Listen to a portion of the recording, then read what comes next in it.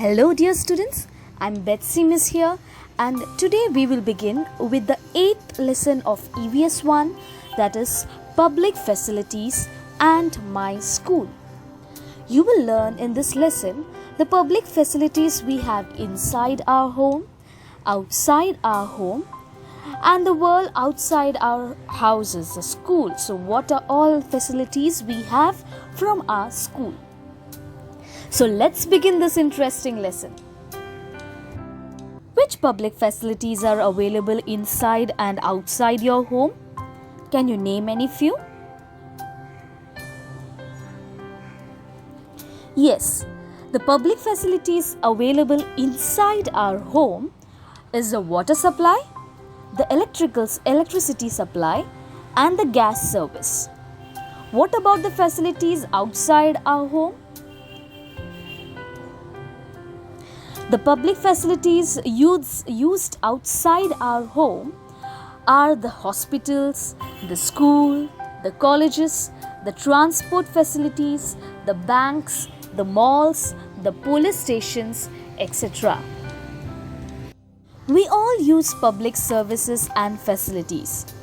Water supply, electricity supply, health services, education and transport are some important public services.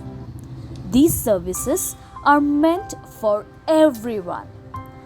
So we are talking about the public facilities that are available inside our home as well as outside. So the various facilities like water supply, electricity supply and transport is available for everyone and there is no inequality in it. The services, the organizations that provide them, and we ourselves are all part of a system. Our school is also a part of that system. Various facilities are available to us in our school. We are provided with various services through our school, and we utilize them as much as possible since we are part of a system. Similar facilities are also available outside the school. Bus and railway are public facilities of transport. We also use several other public services and facilities such as the postal service, telephone, fire brigade, police, banks, theatres, parks, gardens and swimming pools. You already know about these facilities, but do you know that these facilities are, you always have seen it as a form of entertainment. If you want to go outside and play, you have parks. If you want to buy and eat something, you have malls. If you have some problem regarding something that has happened in the society, you have the police or the fire brigade. If you want to communicate with someone, you have the postal service and the telephone service.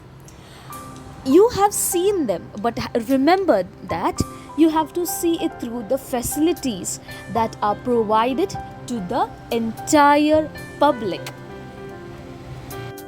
We must use these facilities responsibly. The school is our world outside our house, isn't it? We like our school just as we like our home. These are the two little worlds that our entire life right now revolves around. There are some things happening at home or there are some things happening at school. Each school has its unique own identity. School is for everyone. Each child has the right to go to school and learn. You know about the various facilities that are given through our school.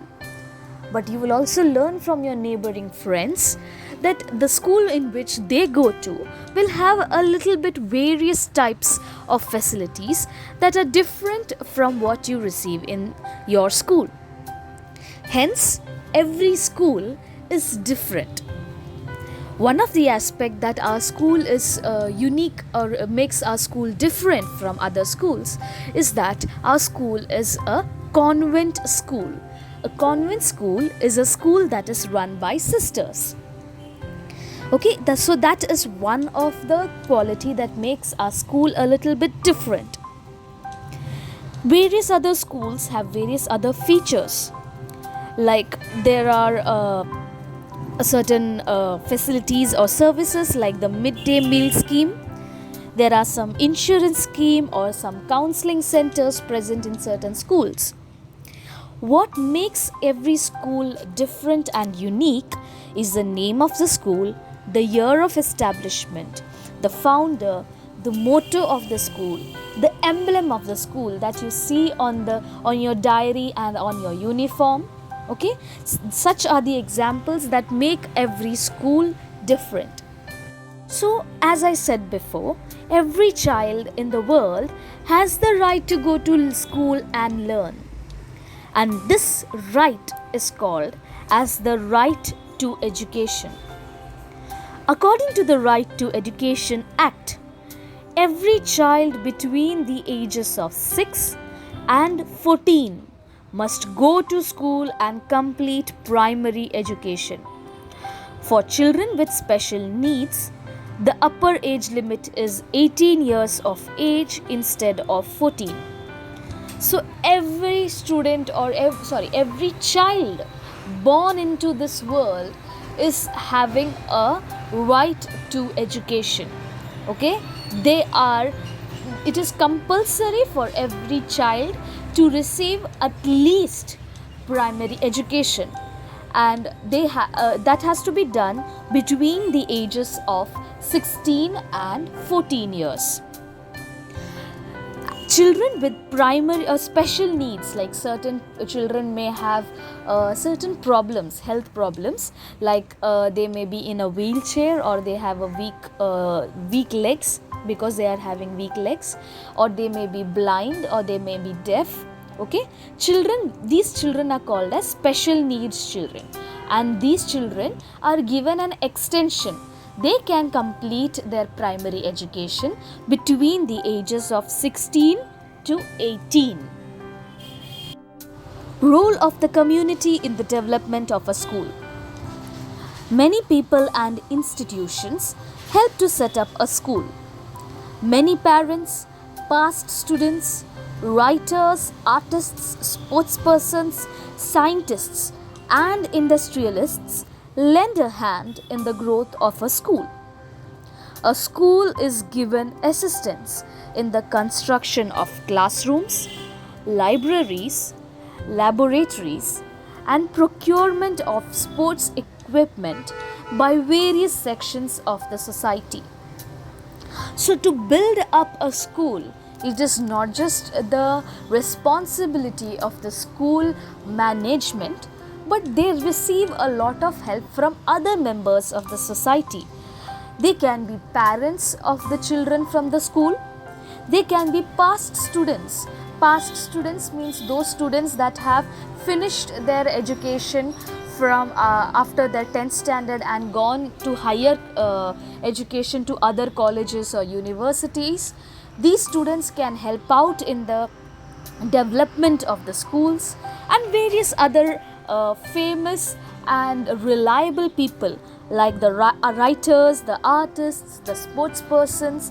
They can lend a hand in the development of various facilities in the schools. The community has a role in the development of a school. A school can also help in the development of a community or to solve a problem. In order to develop habits of cleanliness among the people, the children of a school become agents of cleanliness. Okay, this is an example of how the students of the school can also help in the development of the school. Okay, the example is of maintaining cleanliness. Students cannot do many great things, but the little things that they can do matter a lot. And an example of it is through cleanliness. Students can try to keep their school corridors, their classroom, the vicinity of their school, like the playgrounds, okay, the libraries, the sports grounds, or many other places that come under the building of the school to be kept clean. Backed by the school, they launched a cleanliness drive in the village. They prepared posters asking people not to spit in the streets and to dispose of garbage properly. They presented street plays and convinced the residents of the importance of cleanliness. So these are the small acts by which the children in this example have tried to make a better society with the help of the school as well. Okay, with the help of, or with the backing of the school, with the support of the school, the children launched a cleanliness drive in their village, where they put up posters of the importance about describing about the importance of cleanliness, okay, and how they can maintain cleanliness by various avoiding certain actions like not spitting in the streets and to dispose of garbage properly.